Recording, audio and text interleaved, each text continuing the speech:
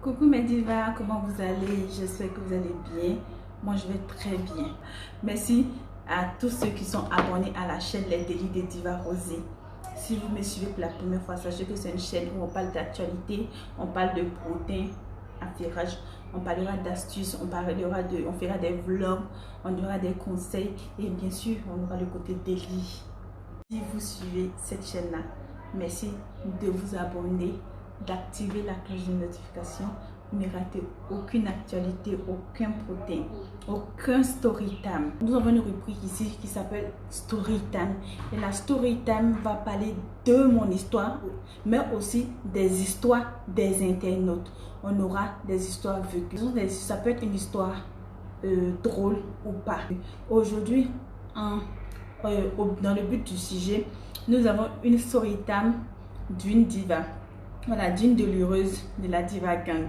Voilà, donc d'où le titre. J'ai été poussée à me prostituer dès l'âge de 15 ans par ma mère.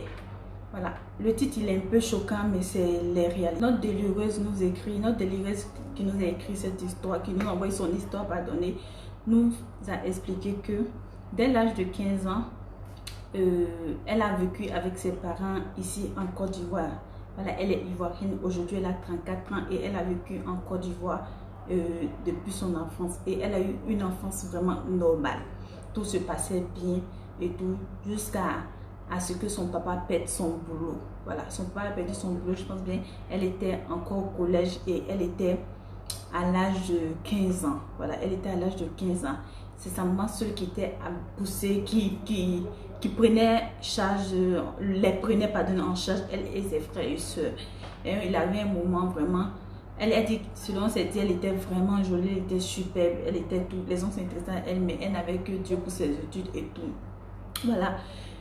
Et c'est comme ça qu'elle suivait ses études jusqu'à ce que, un jour, sa maman lui dise qu'elle ne peut plus prendre soin d'elle parce qu'elle a ses petits frères qui sont là et tout, donc elle se débrouille seule. Voilà. Donc, elle va se débrouiller seule comment? Donc, c'est comme ça qu'elle a commencé à prendre les enfants des hommes qui la courtoisaient au sérieux, courtisaient, pardonnez, au sérieux. Et elle a commencé à sortir avec certaines personnes juste pour qu'on prenne soin d'elle et autres. Et c'est comme ça qu'elle arrive à prendre soin d'elle.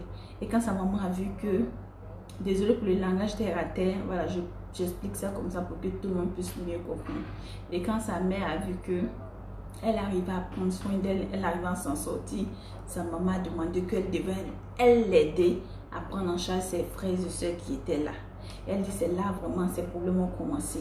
Là, il fallait plus prendre soin d'elle-même et ses petites dépenses et tout, mais il fallait aussi aider sa maman à prendre soin de ses frères et puis soeurs.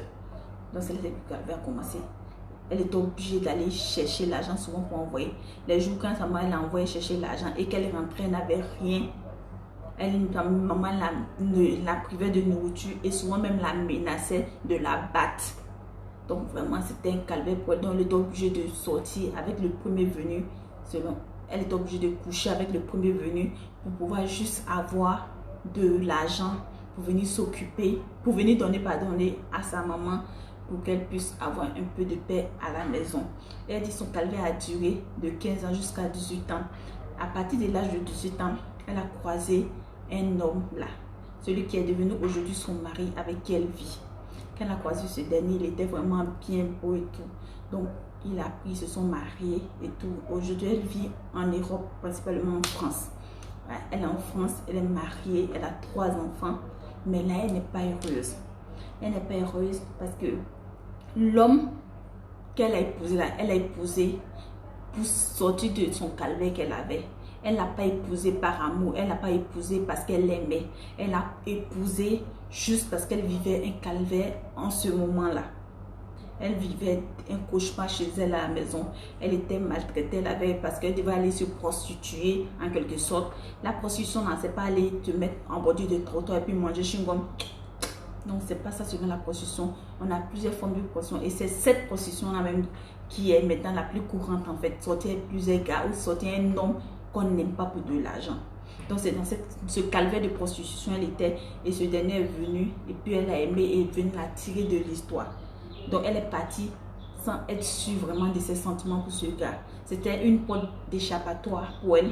Donc c'est comme ça, elle a quitté pardon, sa famille, sa mère, et puis elle s'est mariée au monsieur, et quelques années plus tard, ils sont retrouvés en France. Voilà.